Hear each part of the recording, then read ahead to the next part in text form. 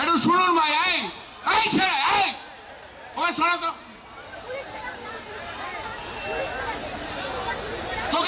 তোকে ঠিক ভালো জায়গায় পোস্টিং করে দেবে। অভিষেক দেখে নিয়েছে তোকে, তুই দাঁড়া যা।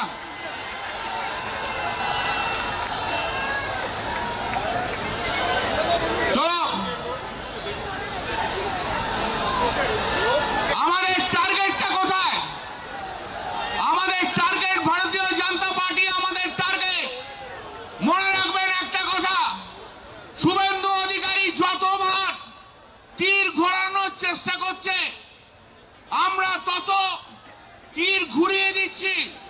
আমাদের টার্গেট শুভেন্দু অধিকারীর বি টিম নয়, আমাদের টার্গেট নরেন্দ্র মোদীর বি টিম নয়, আমাদের টার্গেট, আমাদের তীর বিজেপির দিকে তীর থাকবে, তীর সরানো যাবে না।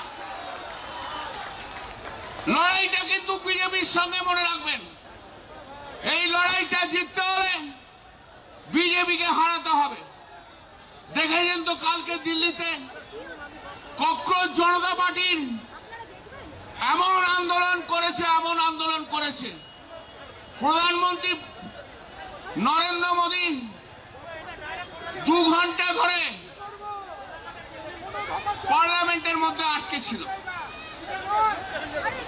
তারপর পিছন দরজা দিয়ে কোন রকমে দৌড়ে দৌড়ে চলে গেছে। প্রধানমন্ত্রীর অবস্থা, বিজেপি বলেছে না আরজি কর মমতার কন্ডিশনকে এই জায়গায় নিয়ে এসছে। আমি আজ বলে দিয়ে যাচ্ছি, গতকালের ঘটনা সারা ভারতবর্ষকে, নরেন্দ্র মোদীকে মাটির তলায় ঢুকিয়ে দিয়েছে। মাটির তলা থেকে আর উঠবে না।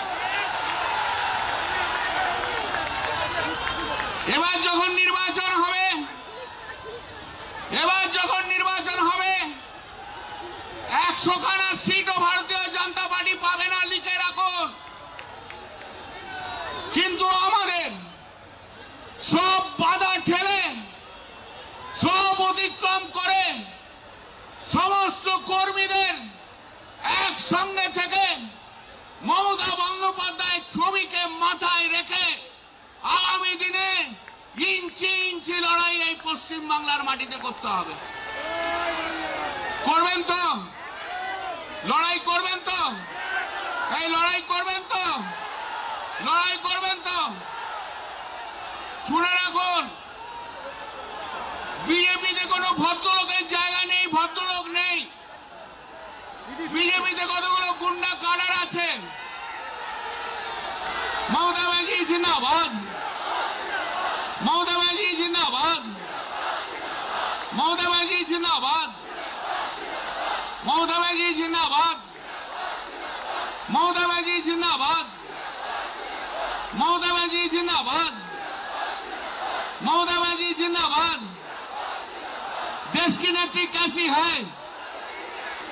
देश की नेत्री कैसी है?